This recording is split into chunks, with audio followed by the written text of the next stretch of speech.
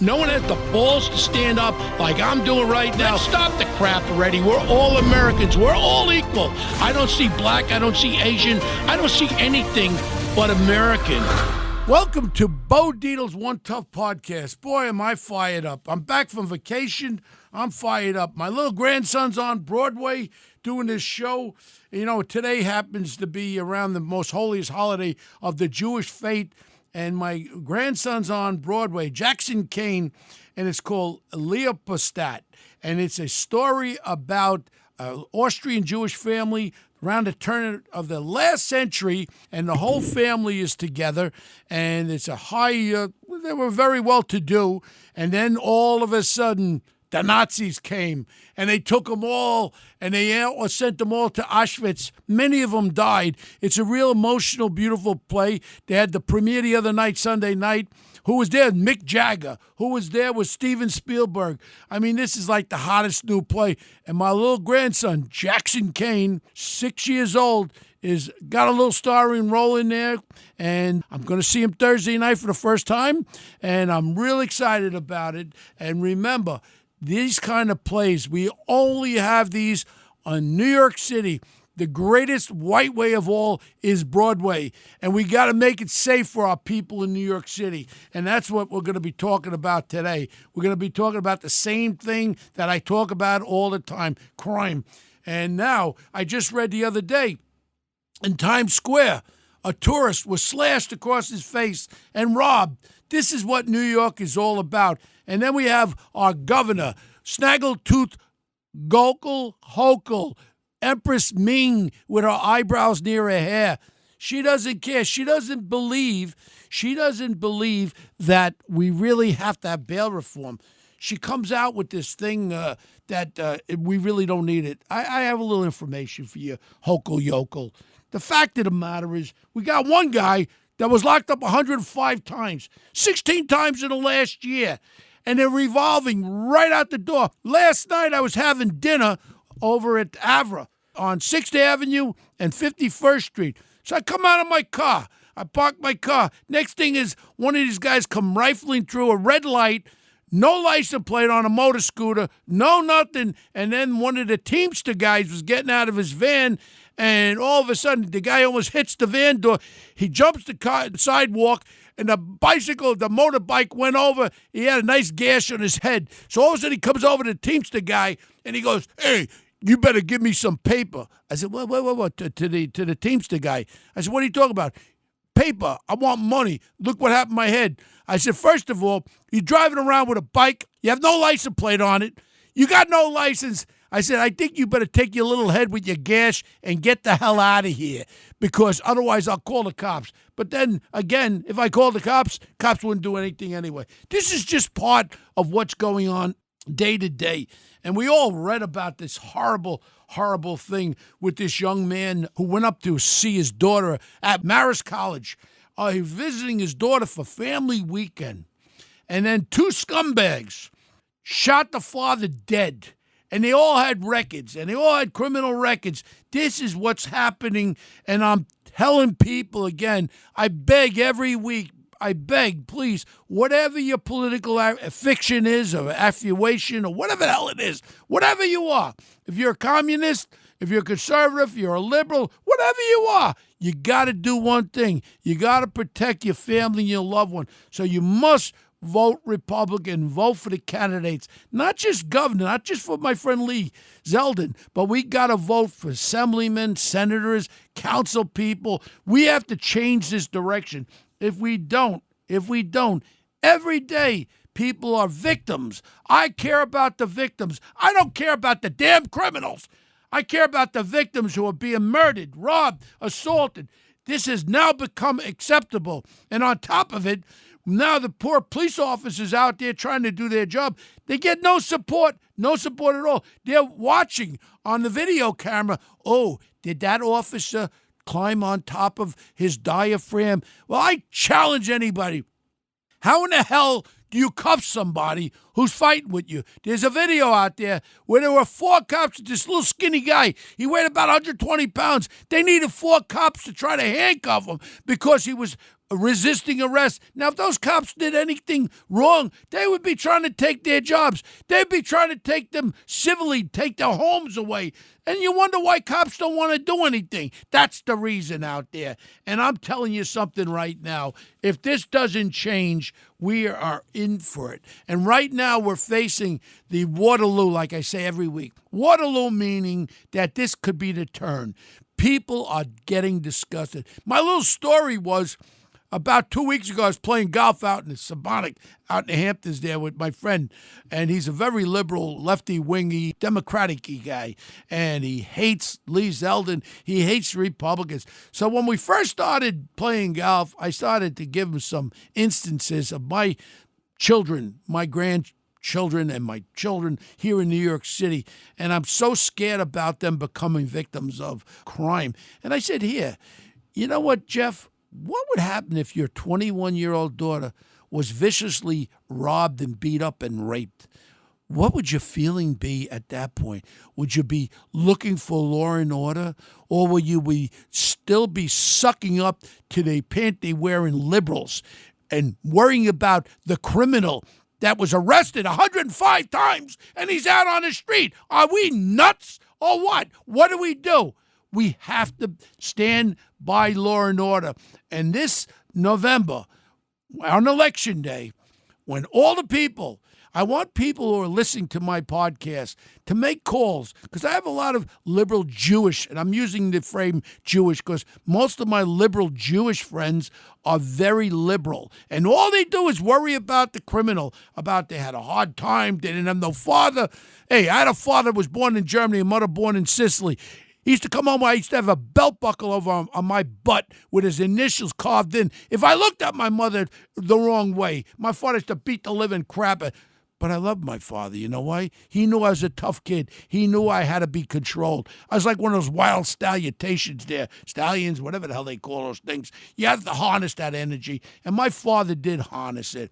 And when I wrote my book, One Tough Cop, I said in the beginning pages, first thing I want to do is thank my father, who I only got to know after I become a man. Because I realized what my father did. My father knew you had to stay on top. I grew up with John Gotti. I grew up with Joey and Ralphie Scopo. All the gangsters in the world, the toughest, all the murderous guys in the world. But I knew one thing. I was afraid of one person, my father. And my father kept me straight, thank God, for me to believe. And the values, the honesty, integrity, all these values, I think he bashed them into my head with the belt buckle, which I'm very happy he did that. But again, we have to worry about one thing right now. We have to worry about this election, because we must start. We must start, first of all, we have to start with New York State. We have to elect Lee Zeldin. That's the only thing that's going to change it. When you get city council morons like this Tiffany Caban, yes, Tiffany Caban, you're a moron. You're a city council person, and then you say that subway crime is overblown. I just saw a video with these people dressed in these green things. They look like green stickum caps, whatever, beating the living crap out of two young gals on a subway, robbing them. Oh, really? There's no crime? It's overblown? You're a moron. And I tell you what, anytime you want me to tell it to your face, I'll say it to your face there, Kuban. You don't think that there's crime on the subways? Let your children travel on the subways. And when they become victims of crimes, Kuban, then you look for a cop, okay? That's what you're going to do. Stop the crap. I mean, this is just crazy. Then you had that video. I'll never forget that video. On September 20th, this woman was pummeled by this creature from the Black Lagoon, wherever he was from, and he beat her up, kicking her in the head. She lost her eye, one eye. She went blind in the eye, and this guy had a criminal record where he killed his stepmother. 20% crime is up in the subways, and this woman, Caban, Tiffany Caban, said it's overblown. Overblown? I would say something, but I want to keep this as a GP, as for the kids out there, in case the kids are listening. You think it's overblown? I challenge you to travel the trains and see what happens to you. And when you become a victim, don't call me. Don't call the cops there, Tiffany Caban. Why don't you call some of these other liberals that you have friendly with? Let them protect you. And that's what's going on now. And we know right now, New York City is in the doldrum. But now it's spreaded. It's spreaded upstate with a nice father went on Father's Day and Parents' Day to visit at Marcus College up there, and he was shot to death. Imagine going to visit your daughter to give her all the love as a parent and end up getting killed. It's just crazy. And people have to realize it's only going to continue. It's only going to be worse. We have to draw the line in the sand. There's some good news. Some good news. The Republican man who's running for Attorney General, Michael Henry, a friend of mine, he is now ahead in the polls over our friend there, our friend Letitia James. So you better be careful. Now, if this happens, if it really happens the way I really want it to, we'll get Zeldin as the governor. We'll get Michael Henry as the AG. And I'm telling you right now, Michael, I'll come out of retirement. There's no age limit. Make me your chief investigator. First one I'll go after, if Hochul beats Lee, is I'll go after Governor Hochul. And then I'll reopen up the investigation on Big Bird de Blasio and his wife with all that money that they robbed. The statute of limitations ain't there. So right now, we have something really good happening with our Attorney General possibility here, Michael Henry, and the New York State troopers endorsed him. All the unions endorsed him. And you want to know something? This is a good sign when he's now leading in the polls. And we know what these polls mean. Crap. So if he's leading in the poll, that means he's really leading. And that's probably one of the best news. And also, Lee. This episode is brought to you by LifeLock. Between two-factor authentication, strong passwords, and a VPN, you try to be in control of how your info is protected. But many other places also have it, and they might not be as careful. That's why LifeLock monitors hundreds of millions of data points a second for threats. If your identity is stolen, they'll fix it, guaranteed, or your money back. Save up to 40% your first year. Visit LifeLock.com/podcast for 40% off. Terms apply. Lee Zeldin has closed the gap. He closed the gap with I think there's about a 4 or 5 point difference. But again, these are these polls. They don't take into play that people will get a phone call on these polls and they're a registered Democrat. What are they going to do? Say, "Oh, I'm voting for Lee Zeldin"? No, I'm going to vote Democrat. But when they get in the booth, nobody's there. When you get in that booth, just try clicking that thing all the way down on the Republican line. Get rid of these assembly people.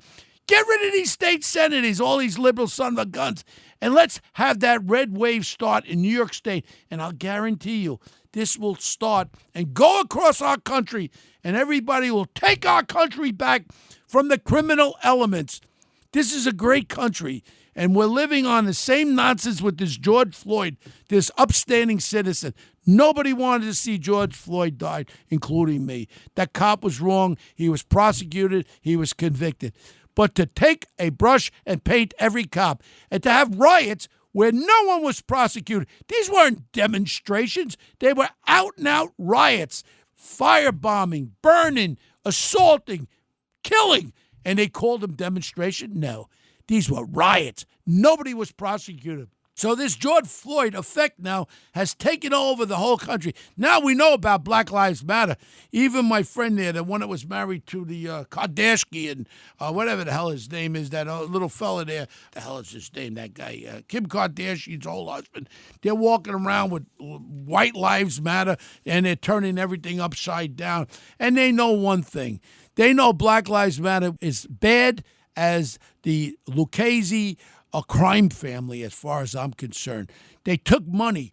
They took money from major corporations to try to help our African-American community. None of the money went there. Where it went to buying new houses, all kinds of stuff, stealing all that money. Black Lives Matter should be investigated by this moron attorney general for all that money that they took on board. And every corporation's doing backflips. Look I'm for helping people. I'm for helping the black community. But when you take money under the pretense of Black Lives Matter and you don't do nothing with it except buy houses and have a fun-ass time, I got a problem with that. And they should be investigated and find out what the hell did they do with $100 million I'll tell you what they did. They bought a few houses. I'm sure they got some nice cars, too. I'm sure they paid their brother-in-law, their sister-in-law, and everything. This was a crime syndicate. And if we get an attorney general with some ball bag, he would investigate all those nonprofits of Black Lives Matter, find out where the hell that money went. I'll tell you where it went. It went for their own personal pocketbooks. Stop the bull crap. Black Lives Matter. All lives matter. Stop the crap, all right? Oh my God, I'm so fired up. While I'm fired up, let's go to the thing that really pisses me off. Now we find out the pandemic, the COVID pandemic, cost something like $6 trillion, some obscene number. Now they're saying that there was $564 billion that was fraud. I'll tell you what the fraud was. All my billionaire friends that got PPP money, all my billionaire friends that took this, and all the people that made money on face masks, protective gear, and just jacked the prices up, including Hochul with a friend over in Jersey, Fredo over there, that she spent $650 million when we could have done it for 1/3 of the price. And by the way, a little contribution of $300,000 to her campaign didn't hurt at all. She should be investigated for this. This is crime personified right now. We start from the top. When the governor could steal, when the criminals continue to do crimes on the street, and the victims are us. The victims are in our pockets. The victims are the crime victims of the street. This is what's going on. I guarantee you, they said $564 billion in fraud out of the $6 trillion. I'll guarantee you it's more like half. I'll guarantee you, because all of a sudden there was no bidding, and whoever knew somebody, they got the deal. The hospitals, the nursing homes, all this stuff was all fraud. And who paid for it? $6 trillion. I think our deficit now was $31 trillion. So $6 trillion was added on for this whole pandemic thing. And nobody's looking at this thing. And it keeps popping up again and again and again. And I just tell you, it just takes my stomach out. And now what we have is we have our country now on the verge of the crime epidemic that's beyond anything, the verge of taking the heart and soul out of our police officers and now our economy. And all you people that don't think that this is all part and parcel, I just heard the other day, well, Sid, you got a house in the Rockaways? Your house is worth 20% less. Real estate values are dropping faster than Conchita Rivera. You know what I'm saying? They're just dropping down 20% because the economy's going down. I talked to a CEO of a $60 billion company. They're laying people off. Their profitability's going down. We're not just going into a crime wave. We're going into a recession. And we're going through, when you have the interest rates of 6.5%, we'll be looking at 10% interest real soon. This is bad. So it's a combination of the crime wave, the criminal waves, with the inflation and what's going on. And when you got a president of the United States walking around shaking hands with invisible people, not knowing where the hell he is, and then Kamala Harris. Oh, I love her. Oh, this is misintelligent. That just shows you could go to college and be a moron, because I believe she went to college. I really don't care. All she does is stand there. She's telling us that our ally is North Korea. Is she is a moron. Obviously, she's a moron. And then all she does is she shrugs her shoulders. You ever watch her in action? When a liar lies, they move their shoulder around. Watch it the next time. Whenever she's lying, her right shoulder goes up and down. That's a lying factitation. That's what they call body chemistry. And the lie hits the right shoulder and starts hopping up and down. All I know is one thing. This is the vice president. You did really good. You were assigned to take care of our border, our southern border, Kamala Harris. You did a real good job. You never went there. You haven't gone there once. You were assigned to be the czar of the border, and you didn't go. Oh, my gosh. I'm so sorry, but I just get so aggravated where we're going. We got a moron Homeland Security guy. We got that guy from Indianapolis. He's a transportation secretary, doesn't have a clue. We got an attorney general that's a complete moron. I mean, this is what it's all about. do we really want our country to continue going the way it is? Because I worry about our children. I worry about our grandchildren. What is America going to look like? And they know it right now. I read the other day, Russia has their new supersonic submarine that has nuclear weapons on, and we don't know where it is now. And I don't like what's going on over in Ukraine because Putin is being embarrassed, and everyone's laughing that the Ukrainians are beating the butt out of the Russians.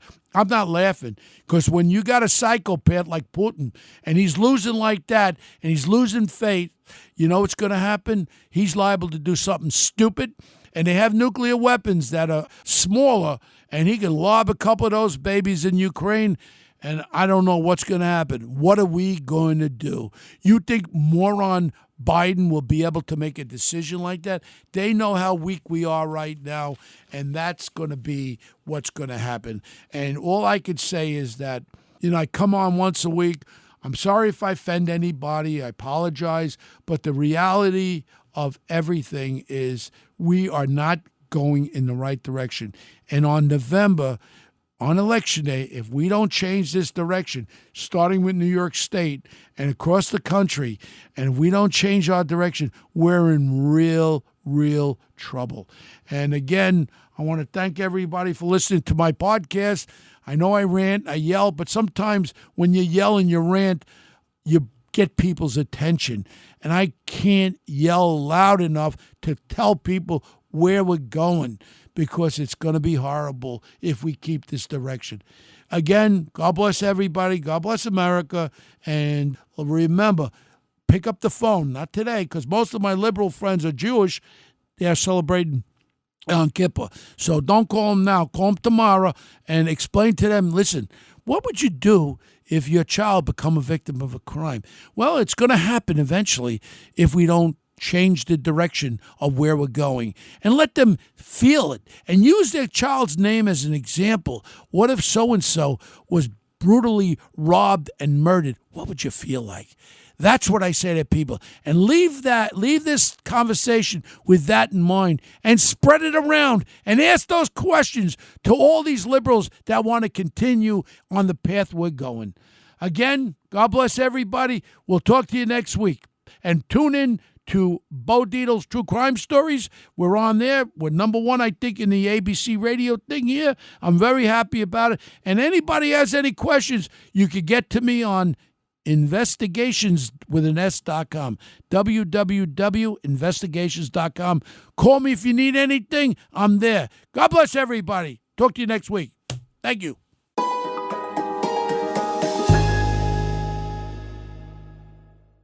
Hello, folks. Larry Kudlow here. Pay attention, because China is leading the largest anti-American alliance since World War II. One that's already dumped U.S. bonds, grabbed 43 million acres of our farmland, and is plotting to dethrone the dollar. That's why IRA and 401k savers are protecting their savings with gold. Please go to freegoldguide.com/Kudlow or just call 800-621-3908 for your free gold guide on how to protect your wealth with gold 100% tax-free.